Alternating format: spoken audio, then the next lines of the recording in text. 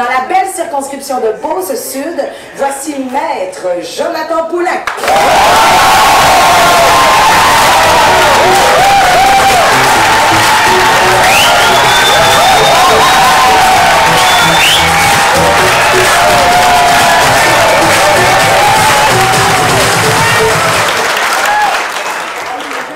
Je suis tellement content d'être là. Franchement, merci d'avoir répondu à l'appel. Dame Nature nous a fait un cadeau aussi, mais franchement, c'est incroyable de vous voir ici aujourd'hui. Je veux faire juste un petit peu de pouce sur ce qu'Olivier a dit. On a des équipes extraordinaires qui grandissent, j'allais dire de semaine en semaine, mais de jour en jour. Alors, il faut les remercier parce que c'est grâce à ces gens-là qu'on va gagner le 3 octobre prochain.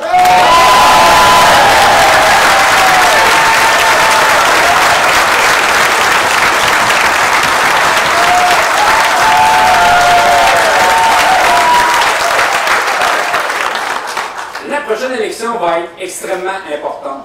On fait face à un gouvernement qui a une incapacité chronique à gérer les crises. On a eu une crise dans les CHSLD. On a une crise du logement que le gouvernement n'a pas été capable d'appeler par son nom. Et là, je voyais l'autre semaine M. Legault annoncer que le logement social serait une de ses priorités pour le prochain mandat.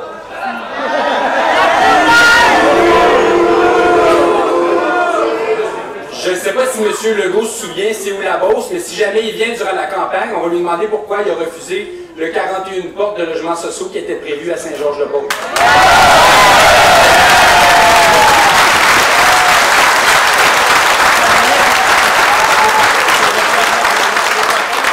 Je peux parler de crise inflationniste, là, ça je pense que le mot n'est pas trop fort et pas exagéré, tout le monde le voit, son panier d'épicerie, son hypothèque, l'essence que vous voulez mettre dans votre voiture, et le gouvernement il va avec des mesurettes, il met des plasters sur des plaies ouvertes, et ce qu'il dit c'est ben, peut-être vous en aurez un autre chèque si jamais on est élu le 3 octobre.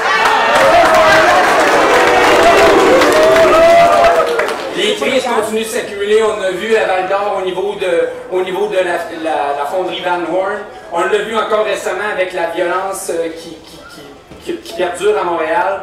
La ministre sort, elle annonce des mesurettes, mais absolument rien qui va permettre de lutter contre la violence de manière permanente. Mais pendant ce temps-là, la ministre continue d'être ferme et d'avoir un registre coûteux et inutile qui emmerde les chasseurs honnêtes.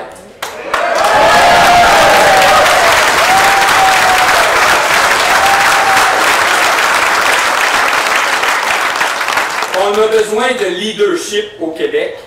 On a un premier ministre qui refuse de débattre. Il a refusé le débat en anglais. La semaine dernière, il a refusé le débat pour aller parler de notre jeunesse, alors que tous les autres partis politiques ont accepté d'être là. Et je vous rappelle que le premier ministre, c'est le ministre responsable des affaires jeunesse. Notre jeunesse mérite mieux que ça au Québec.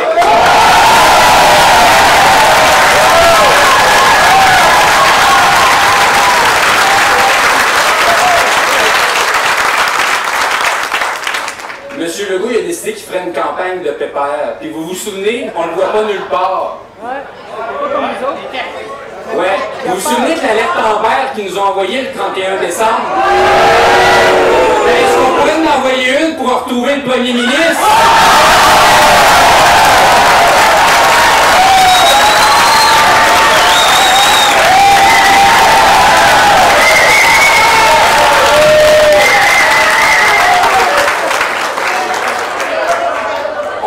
On a des médias nationaux avec nous, fait qu'il y a des gens qui nous écoutent à l'extérieur de la Beauce. Moi, mon souhait, c'est que les gens soient ouverts au débat, que les gens ouvrent et écoutent les propositions. On va avoir des débats, ça va être important.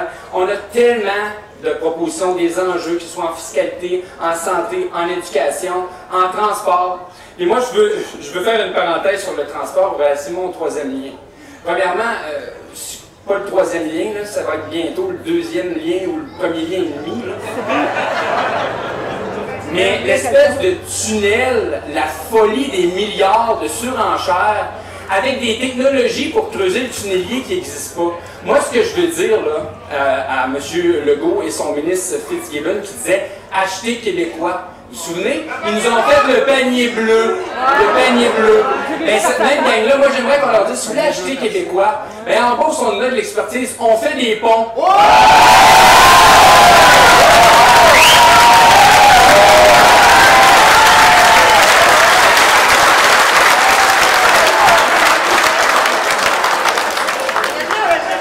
Je peux pas m'empêcher de vous parler un petit peu de sondage.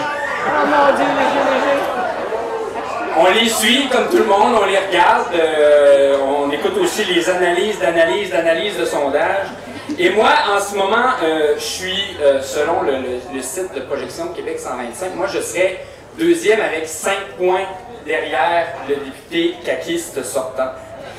Moi, je vais vous dire une chose, mon adversaire politique, le député sortant, cette semaine a lancé sa campagne et il y avait le ministre de la Famille avec lui. Moi, ça fait assez longtemps que je m'intéresse à la politique, que je peux vous dire que quand un gouvernement, à la veille d'une élection, dépêche ses ministres dans ses circonscriptions, c'est parce qu'ils veulent sauver les meubles.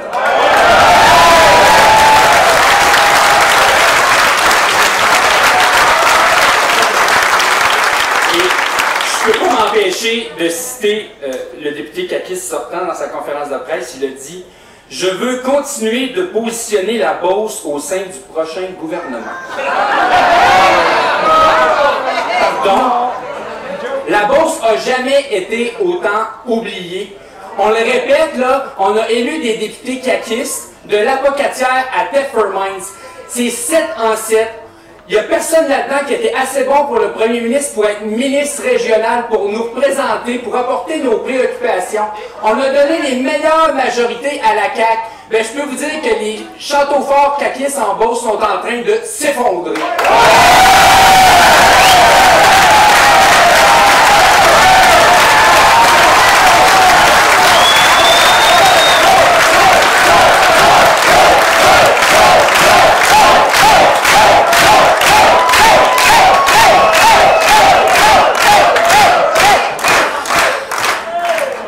Moi, en terminant, je vais vous dire, les Beaucerons, ce qu'ils ont besoin, clairement, ils ont besoin d'un porte-parole de la Beauce à Québec et non un porte-parole d'un parti politique qui part de Québec et qui vient dans leur comté.